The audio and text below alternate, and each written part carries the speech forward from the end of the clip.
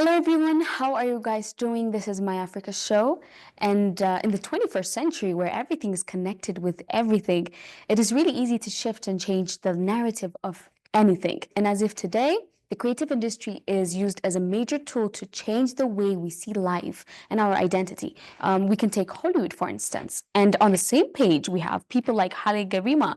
My today's guest is a young, energetic person that is trying to define the odds in the film industry by embracing his Ethiopian roots. He is an internationally acclaimed award-winning filmmaker, a visionary social entrepreneur, celebrated for his transformative storytelling. He has also gained a global recognition for addressing critical social and environmental issues while amplifying underrepresented voices and redefining the power of impactful narratives. The one and only Wubetu Shimelash is here to stay with us today. Hi, how are you? Hi, thank you, Saga, so much for having me out here. And thank you so much. Yeah. How you Yes, doing? I'm doing great. I'm so excited to have this interview with you because we've been having this idea for a pretty long time. We both know. So let's start with you. How you got into the film industry because for sure you have your own path, your own journey that you went through. So let's start with that. How did Wubetu get into the film industry? 100%. I mean, first of all, we have a beautiful culture, beautiful historical sites that I always have been really interested to tell uh, to the outside world. Whether that is through by taking them into Ethiopia and showing them the beauty of it and the sense of the community that we all have it over there, or using film and photography and share those stories with the outside world. So for me, it was a means to tell our story from our own perspective. So every time, for the past 12 years, I've been going back and forth between Ethiopia and the US. So I feel like I live in two different worlds. Now, when I'm traveling from the US to Ethiopia and show some of my friends me skiing in the mountains of Colorado, and some of my friends in Ethiopia that has never seen a snow before reacted to it. And then the same way when I'm showing a coffee ceremony of Ethiopia to my American friends out there, they have this beautiful reaction. They have this beautiful reaction toward the sense of community and the culture that we have. Now, I saw that as an opportunity to use a visual medium, not only to tell my own stories, to tell stories that I want to really wanted to have an impact, but also to become a cultural ambassador where I'm interconnecting these two different worlds. So for me, I become a filmmaker because I want to be able to connect these two different worlds, as well as really to tell stories that have big social impact, to make a difference, to change the narrative of Africa from our own perspective. And that's how I come into starting to become a filmmaker. That's really interesting. I feel like every one of us, especially we Ethiopians, have our own ambition in creating that kind of impression that we want to create in the global stage. And the most tasting part will be actually transforming that idea, that vision that you have within your head into the reality. And your works, majority of your works, which we'll be getting into, by the way, have this tendency to show the culture of our country, to show what Ethiopia can, or to show that touch, that Ethiopian touch that we need to market. So, how did you get initiated? I mean, the idea is amazing, but wasn't it hard, like, to actually implement it and take it into the reality? Oh, 100%, 100%. I mean, it's always has been while I'm working on one film project, another one is being born in the process of making it, or sometimes as the result of a necessity. So for me, it's definitely hard. For instance, I was making a film about coffee, a coffee ceremony across Ethiopia, and how it brings like a 3 hour long coffee ceremony brings people together, not only to drink coffee, but also to create a sense of that community, to talk about the most pressing issues in their social life, economy, as well as romance. You know what I mean? Now, Mm. back to the States, is I have friends that are frustrated for being in line to order their coffee for 5 minutes. You have 3 hours or 5 minutes. You know what I mean? Yeah, So yeah. I was like, one time I was making that film about it's called The Power of Ethiopian Coffee. And I went to where coffee was first born, which was Kaffa. And then as we were trying to film that, there was a lack for a clean water access for us. So we had to go like, we had to watch the girls traveling a long distance to bring water. And then next Hmm. year, I made a film about how lack of clean water access affects these younger girls in remote villages of Ethiopia. And it become one project leading to another. Now, that being said, I'm trying to use storytelling to amplify and to address and to create awareness on these important social issues. However, it's very challenging, especially when you are shooting in remote areas. I'm talking about places that you cannot drive, you cannot take a vehicle for. So, what is our means of transportation? Well, you'll see Wubetu loading up a tripod and a camera and a back of a donkey far, far in Semine Mountains or in Afar or in Harar, these different remote regions of Ethiopia. So it is not definitely easy. It's very challenging. And then you have the idea of this not being able to have electricity in these places because most of my projects take place in the remote areas, which means now you got to be really creative. And there are times where you have the gears with you, but you can't take them to the most remote areas because you're trying to lose the weight of the gears that you have. So if I can't take my tripod with me, I'm outsourcing a tripod there, which means I'm using a wood and then tied the camera with a wood and using that wood as my tripod. So it's a really being creative among these challenges and have fun with it in the process. Yes, oh my goodness. I was thinking about it, and there definitely are a lot of people that are trying to impact with what they have on hand. But in the middle of the way, you might get exhausted and you're like, you know what, it's not worth it. Let me just go back. So you have done a lot of works again, and you have been awarded with your recent work, if I'm not mistaken. Shepherd is calling. Congratulations, by the way. So let's talk about your work, how you first got into thinking about doing that project and what do you feel about like winning this award? Yeah, I mean, Shepherd is Calling has been recognized globally for the past like year. Recently, we received the Directors Guild of America Award for being the best documentary film here in Los Angeles. And it was just like a good feeling because all of those, I feel that award is not just mine.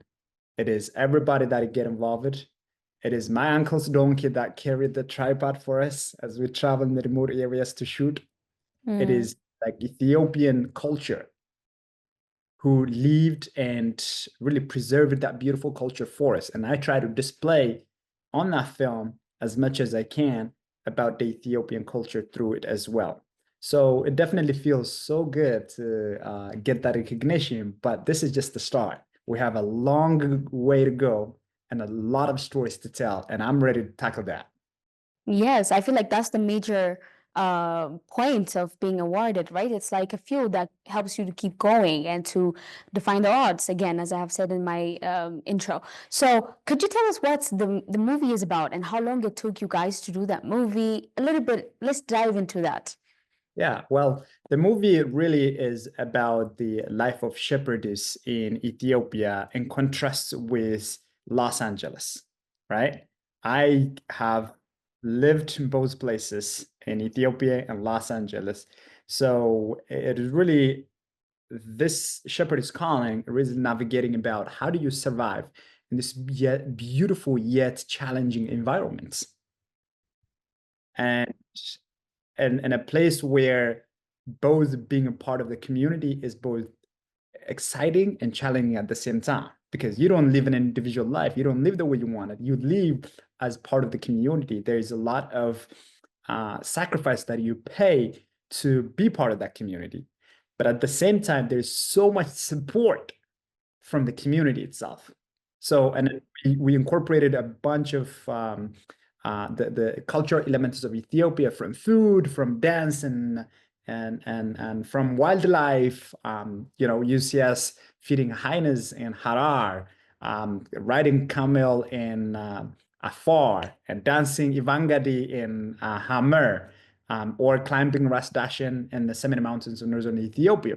So all of these things is like the richness of the Ethiopian culture is reflected through this film, but at the same time, we're also tackling the issues of um, this sort of like challenging life of a shepherd's life in northern part of Ethiopia and the Semine Mountains at this point. So the idea being really this is two different worlds. One with a lot of chaos, a lot of resources, in this case being in Los Angeles, a lot of technology, a lot of that. Yet there is a lot of homeless people out here.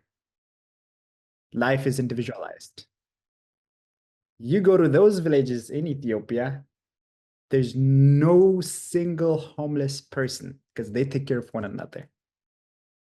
And it also comes with the sacrifice of your own personal interest. So this film is really comparing, contrasting those two different lifestyles and sort of like bringing the beauty and the challenges of each in its own. Okay. So I'm so excited when you were telling me about what the story is about. So are you guys planning to distribute it all across the world, or is it going to be aired only in the US? What is the plan?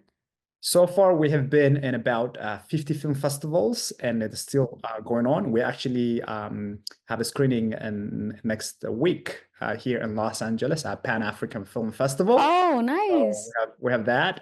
We have had screenings in Dubai, London, Ireland, How about um, Ethiopia? This is not fair. Italy. In Ethiopia, I'm gonna bring it. I'm gonna bring it. So we'll make it happen. We'll make it happen. Possibly like at the end of the spring of this year. That's kind of the goal, to be able to make it accessible not only in Addis, but also I actually wanted to travel to those remote areas where we shot and start showing them back to the community that we film with. So I'm super excited to.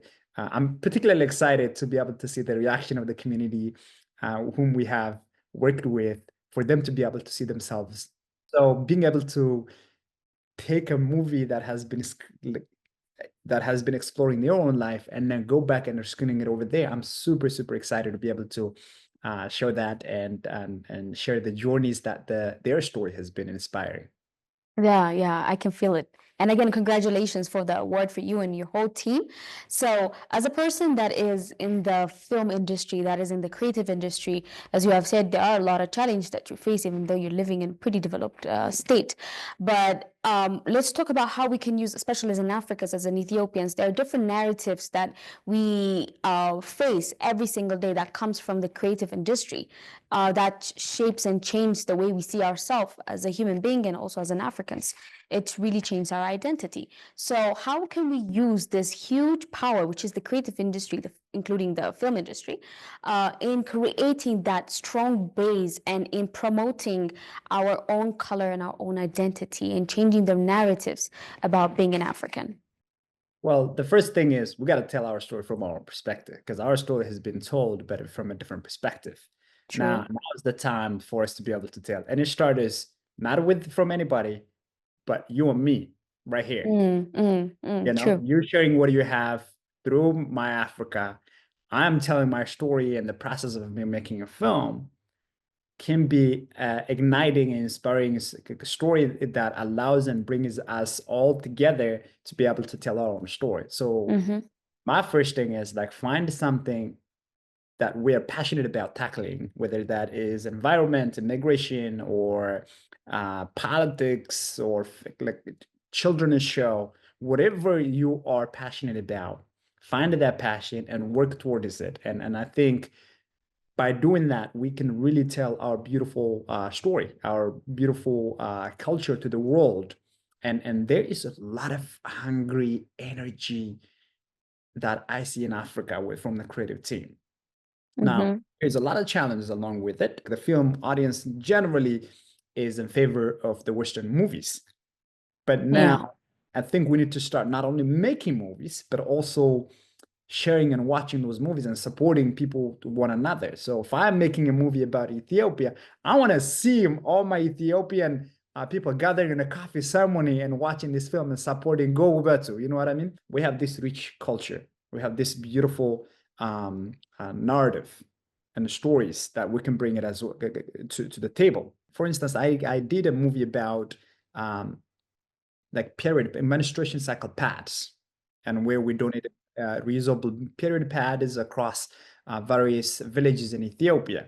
So, and then I notice a lot of times the way these trainings to create awareness and reduce the stigma of period is done in the local spectrum is it's very like, okay, it's one structure.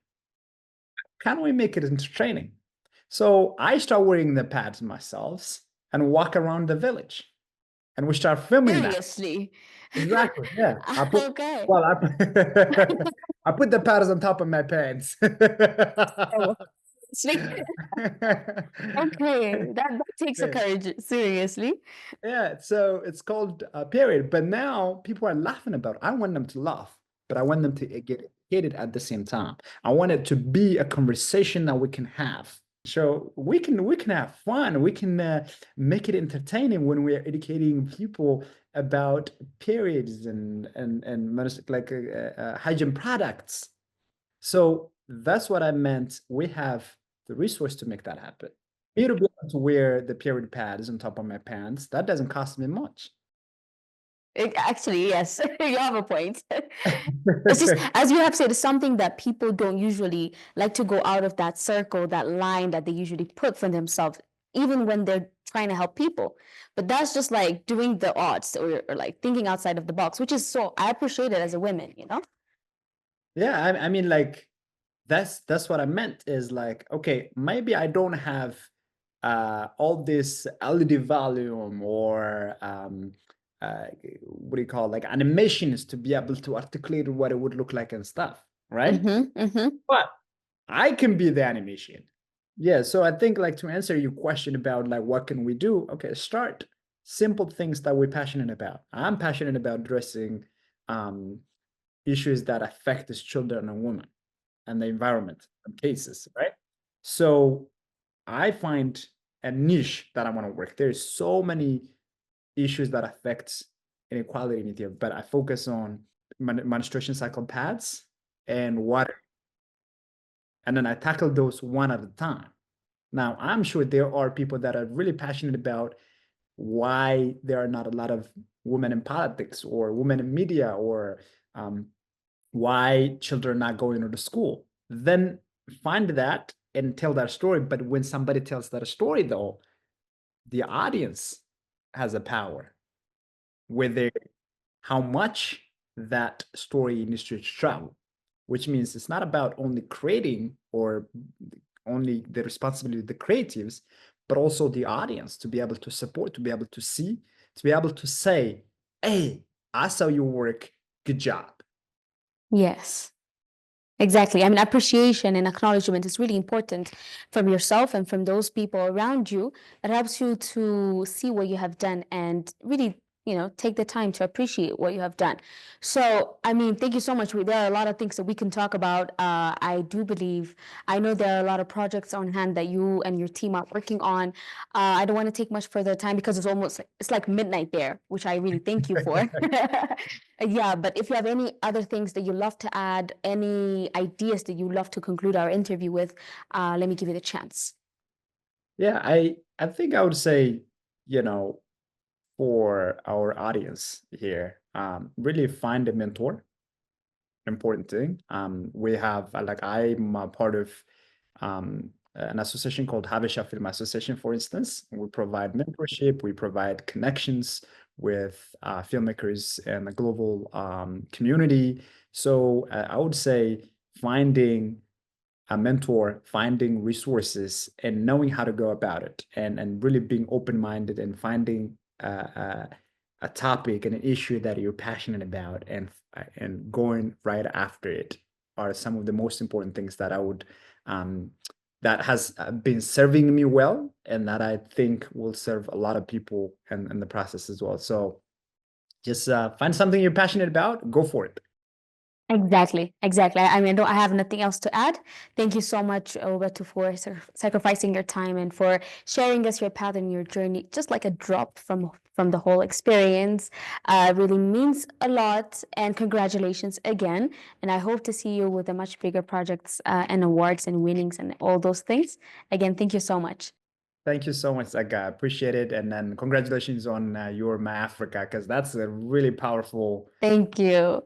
itself. Just saying My Africa makes it just speaks a louder uh, uh, in terms of changing the narrative itself. So good job, and thanks for having me. Thank you so much. Okay. Have a great night. So, guys, as you have seen from our interview, the only thing that it takes for us to get where we want to get is knowing what we want. That is the first and literally the major step that we can take towards our goal. And I hope this show has helped you guys understand how powerful idea is. Thank you so much for watching. And until I see you guys next time, it's time for me to say goodbye. Bye.